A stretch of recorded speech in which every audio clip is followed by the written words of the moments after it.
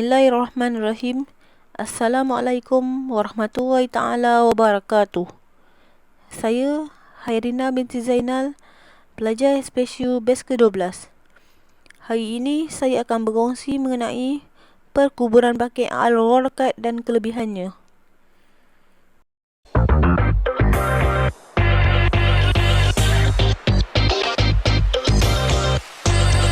Selalu kita tertanya-tanyakan siapakah yang dimakamkan di perkuburan Baqi' yang terletak di Madinah.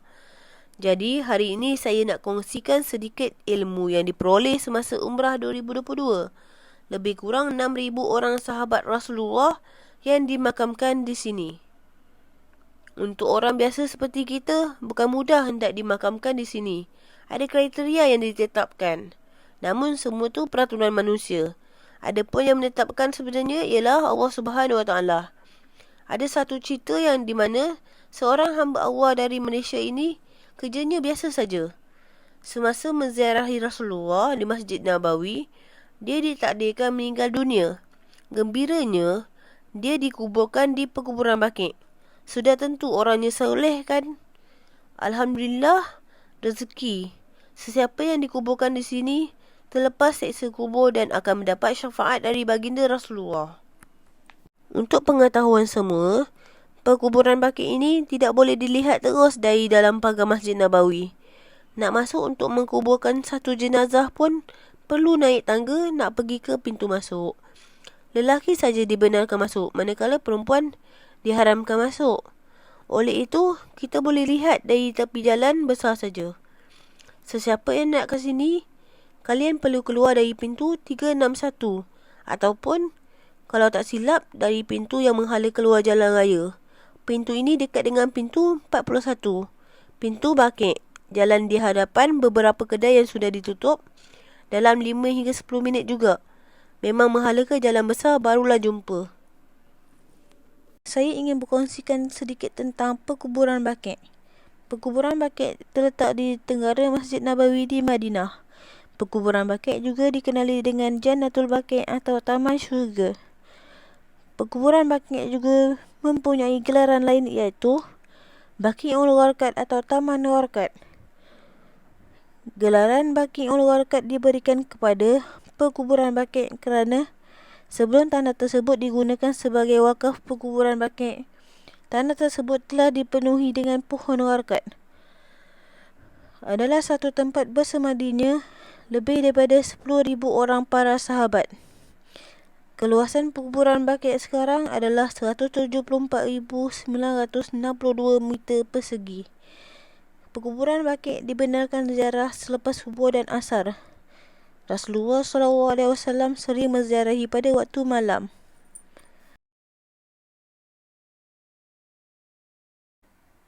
Daripada Abu Hurairah radhiyallahu anhu bahawa Nabi SAW bersabda, "Anna sayyidu waladin Adam yaumal qiyamah wa awwalu man yashakku anhu qabru wa awwalu syafi'in wa awwalul musyaffa'."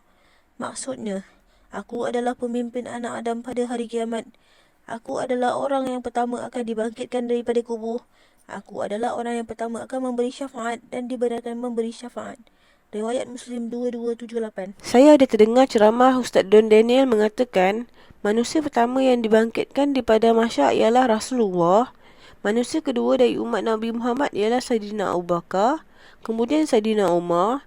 Seterusnya, ahli Baqi' iaitu muslimin dan muslimat yang dimakamkan di perkuburan Baqi'.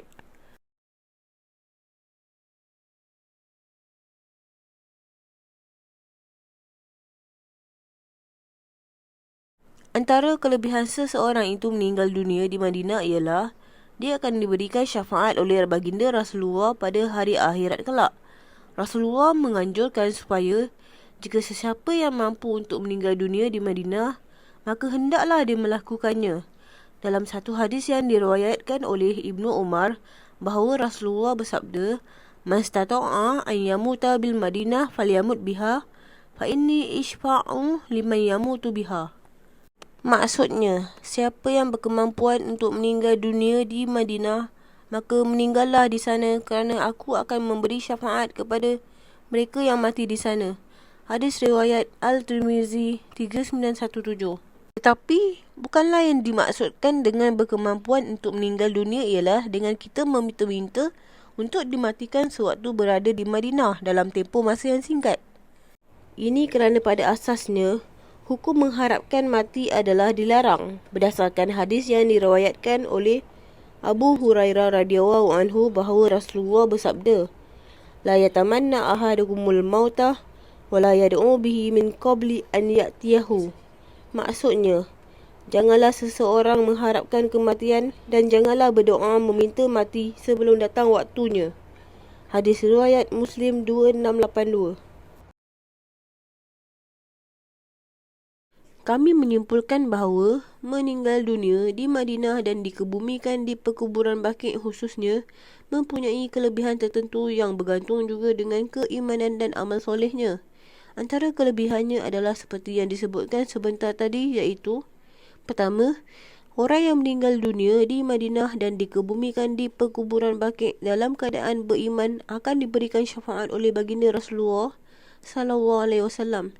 Kedua, dikebumikan di tempat yang dimuliakan iaitu Madinah dan berdekatan dengan makam Ahlul Bait Rasulullah dan para sahabat radhiyallahu anhu. Ketiga, mengikuti ajaran Rasulullah sallallahu alaihi wasallam supaya jika mampu untuk meninggal dunia di Madinah maka hendaklah dia melakukannya.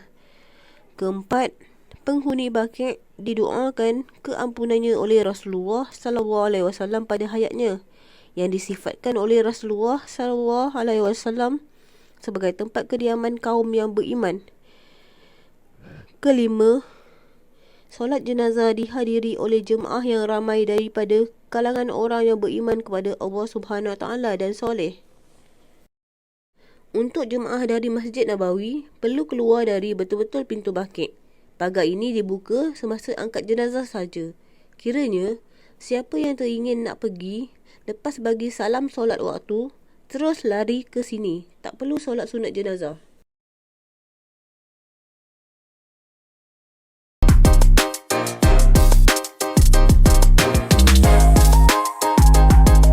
Antara makam yang dikenal pasti ialah Sayyidatina Ummu Kalsum binti Rasulullah, kubur Sayyidatina Ruqayyah binti Rasulullah, kubur Sayyidatina Zainab binti Rasulullah.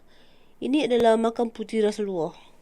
Antara makam yang dikenal pasti di sini ialah kubur Sayyidatina Fatimah binti Rasulullah, kubur Sayyidina Hasan bin Ali, kubur Sayyidina Ali bin Husain, kubur Sayyidina Muhammad Al-Baqir bin Ali bin Husain, kubur Sayyidina Ja'far As-Sadiq bin Muhammad Al-Baqir, kubur Sayyidina Abbas bin Abdul Talib, iaitu bapa saudara Rasulullah.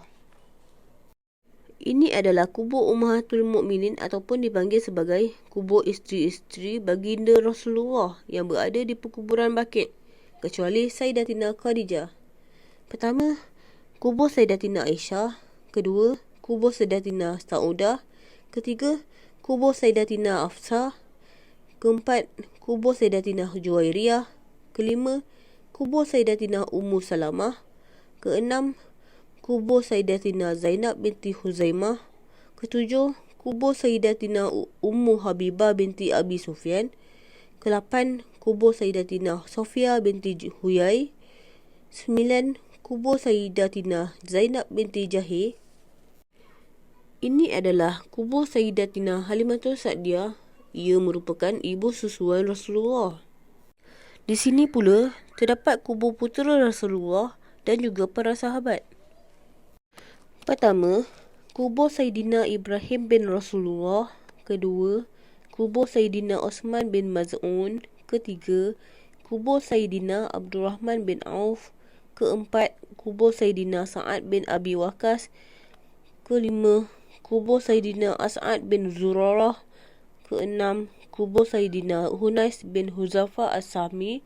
Ketujuh, kubur Sayyidatina Fatimah binti Asad. Di sini juga terdapat kubur Imam Malik bin Anas, iaitu Imam Maliki. Kubur Imam Nafi' Maula Ibnu Umar, iaitu guru kepada Imam Malik. Dalam pada mencari maklumat tentang Imam Maliki, iaitu Imam Malik bin Anas, rupa-rupanya beliau adalah anak kepada Sayyidina Anas bin Malik, iaitu sahabat Rasulullah. Masya Allah, saya baru tahu. Untuk pengetahuan semua, ini adalah kubur para syuhada Al-Hurrah, iaitu peristiwa Al-Hurrah.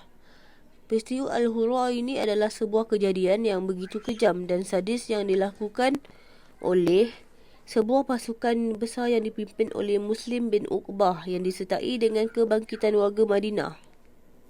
Kebangkitan penduduk Madinah terjadi pada tahun 63 Hijrah, iaitu 683 Masihi, yang dipimpin oleh Abdullah bin Hazalah bin Abi Amir terhadap pemerintahan Yazid bin Muawiyah. Kebanyakan dari penduduk Madinah, di antara 80 orang dari para sahabat Nabi dan 700 orang para hafiz dan penghafaz Al-Quran telah terbunuh dalam tragedi ini. Dalam peristiwa hara ini juga, harta dan kehormatan mereka telah dirompak. Imam Sajjad alaihissalam tidak ikut serta dalam kebangkitan ini. Namun, rumahnya menjadi pelindung bagi banyak penduduk dari para wanita, anak-anak kecil, bahkan menjadi tempat yang aman bagi keluarga Marwan bin Hakam. Ini adalah kubur Sayyidina Osman bin Affan, merupakan sahabat Rasulullah. Beliau adalah Khalifah Ar-Rashidin yang ketiga. Ini juga adalah kubur antara sahabat Rasulullah SAW. Pertama, kubur Sayyidina Uqail bin Abi Talib. Kedua, kubur Sayyidina Abu Sufyan bin Al-Haris. Ketiga, kubur Sayyidina Abdullah bin Ja'far At-Tayyar. Maka, berakhirlah sesi penceritaan saya hari ini dan saya berdoa kepada Allah Subhanahu Wa Taala supaya kita semua dimatikan di Madinah Al-Munawwarah dalam keadaan husnul khatimah dan dikumpulkan bersama junjungan Rasulullah dan golongan-golongan orang yang soleh di akhirat kelak.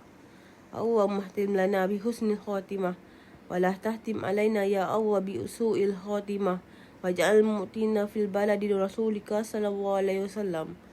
Maksudnya, ya Allah, akhirilah ayat kami dengan husnul khatimah, iaitu pengakhiran yang baik, dan janganlah kamu matikan kami dengan su'ul khatimah, pengakhiran yang buruk, dan matikanlah kami di negeri Rasulmu sallallahu alaihi wasallam. Wabillahi taufiq wal hidayah. Assalamualaikum warahmatullahi wabarakatuh.